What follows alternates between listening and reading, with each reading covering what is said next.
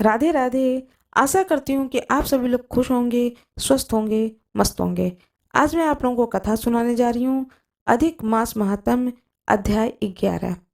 आशा करती हूँ कि आप सभी लोग मेरे पिछले अध्यायों को, जिन कथाओं को मैं सुना रही हूँ, निरंतर उन सारे कथाओं को आप लोग अवश्य सुन रहे होंगे।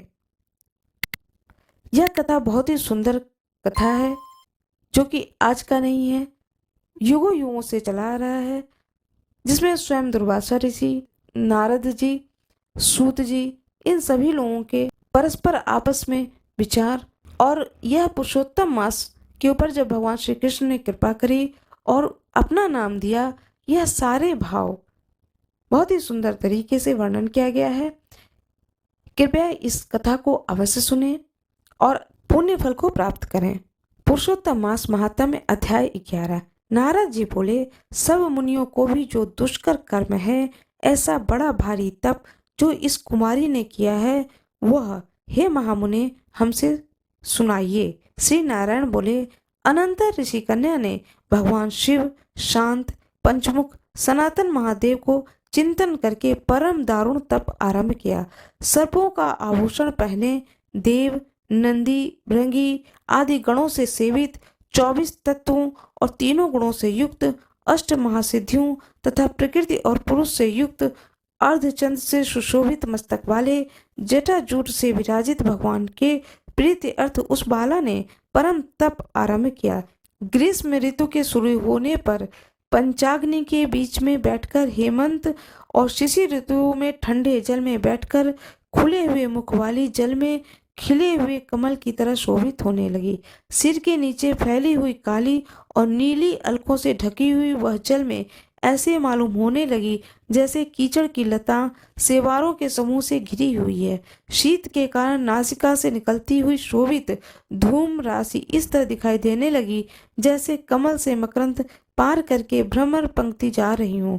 वर्षा काल में आसन से युक्त चौतरे पर बिना छाया के सोती थी। वह सुंदर अंग वाली प्रातन सायन धूमपान करके रहती थी। उस कन्या ने इस प्रकार से कठिन तप को किया।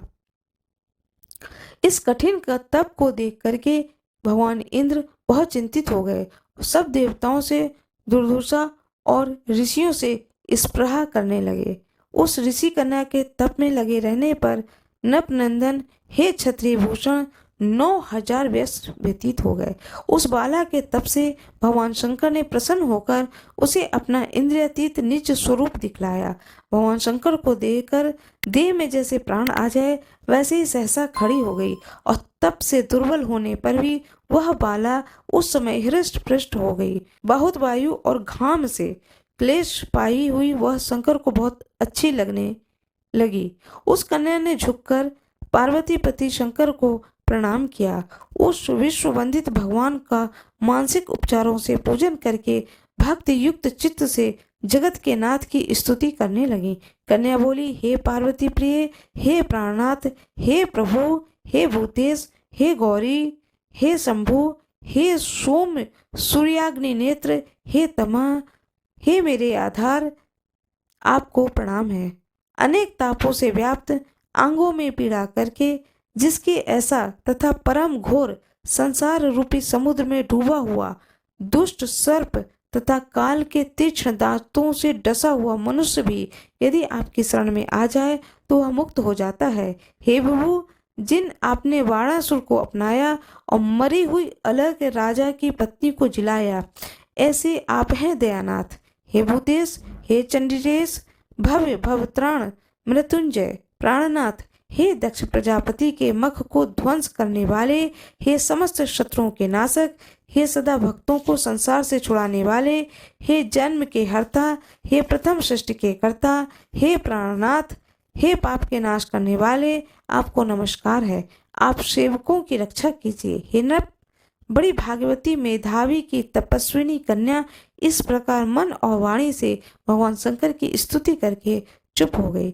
श्री कृष्ण बोले, कन्या के द्वारा की गई स्तुति सुनकर और उसके किए हुए उग्र तप से प्रसन्न मुख कमल सदाशिव कन्या से बोले, हे तपस्विनी, तेरा कल्याण हो।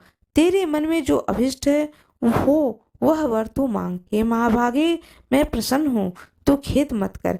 ऐसा भगवान शंकर का वचन सुनकर वह कुमारी अत्यंत आनंद को प्राप्त हुई और हे राजन प्रसन्न हुई सदाशिव से बोली। कन्या बोली, हे दीनानाथ, हे दया सिंधु, यदि आप मेरे पर प्रसन्न हैं तो हे प्रभु मेरी कामना पूर्ण कीजिए, देर न करें। हे महादेव मुझको पति दीजिए, पति दीजिए, पति दीजिए, पति दीजिए, पति दीजिए। मेरे हृदय में और कुछ नहीं सोचा है। वह ऋषिकन्या इस प्रकार महादेव से कह करके चुप हो गई। तब यह सुन करके महादेव जी उससे बोले, भगवान शिव बोले, हे मुनि कन्या, तूने जैसा अपना मुख से कहा वैसा ही होगा। तू 5 बार पति मांगा है, अतः हे सुंदरी तेरे 5 पति होंगे। वे 5 वीर, सर्वधर्मवेता, सज्जन, सत्य पराक्रमी, यज्ञ करने वाले, अपने गुणों से प्रसिद्ध, सत्य प्रसिद्ध, जितेंद्रिय, तेरा मुख देखने वाले, सभी क्षत्रिय और गुणवान होंगे। श्री कृष्ण बोले, न तो अधिक प्रिय न तो अधिक अप्रिय। ऐसे महादेव के वचन को सुनकर बोलने में चतुरा कन्या झुककर बोली। बाला बोली, हे गिरिजाकांत सदाशिव, संसार में एक स्त्री का एक ही पति होता है, अतः 5 पति का वर देकर लोक में मेरी हंसी न कराइए। एक स्त्री 5 पति वाली न देखी गई है और न ही सुनी गई है। हाँ, एक पुरुष की 5 स्त्रियां तो हो सकती हैं। हे शंभु, हे कृपानिधे, आपकी सेविका मैं 5 पतियों वाली कैसे हो सकती हूँ? आपको मेरे लिए ऐसा कहना उचित नहीं है। आपकी सेविका होने के कारण जो लज्जा मुझे हो रही है वह आप अपने को ही समझिए। कन्या के यह वचन सुनकर शंकर जी पुनः बोले। भगवान शंकर बोले, हे वीरू, इस जन्म में तुझे पति सुख नहीं मिलेगा।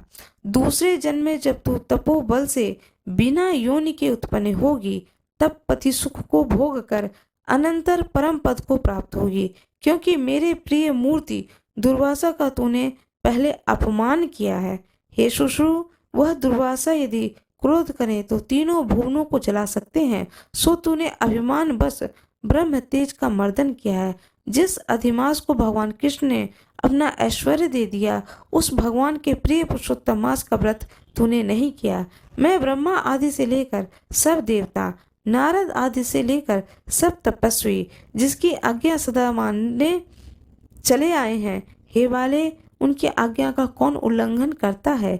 लोक पूजित पुरुषोत्तम मास की दुर्वासा की आज्ञा से तूने पूजा नहीं की। हे मूढ़े, द्विज आत्मजे, इसीलिए तेरे 5 पति होंगे। हे वाले, पुरुषोत्तम मास का अनादर करने से अब अन्यथा नहीं हो सकता। जो उस पुरुषोत्तम की निंदा करता है वह रौरव नरक का भागी होता है। पुरुषोत्तम मास का अपमान करने वालों को विपरीत ही फल मिलता है। यह बात कभी अन्यथा नहीं हो सकती है। पुरुषोत्तम के जो भक्त हैं वे पुत्र, पौत्र, धन वाले होते हैं और वे इस लोक को तथा परलोक की सिद्धि को प्राप्त हुए हैं, प्राप्त होंगे और प्राप्त हो रहे हैं। और हम सब देवता लोग भी पुरुषोत्तम भगवान की सेवा करने वाले हैं। जिस पुरुषोत्तम मास में व्रत आदि से पुरुषोत्तम शीघ्र ही प्रसन्न होते हैं, उस सेवा करने योग्य मास को हे सुमध्य में हम लोग कैसे न भजें? उचित और अनुचित विचार की चर्चा करने वाले अतएव अनुकरणीय जो मुनि हैं, उस अति उत्कट श्रेष्ठ तपस्वी पुरुषों का वचन कैसे मिथ्या हो सकता है? कहो। इस प्रकार कथन करते हुए भगवान नीलकंठ शीघ्र ही अंतर्ध्यान हो गए और वह बाला यूथ से भटक मृगी की तरह चकित सी हो गई। सूत जी बोले, हे मुनीश, रेखा सदृश चंद्रमा से युक्त मस्तक वाले सदाशिव जब उत्तर दिशा के प्रति चले गए तब वृतासुर को मारने वाले इंद्र को चिंता हुई थी। उसी प्रकार मुनिराज की कन्या को चिंता बाधा करने लगी।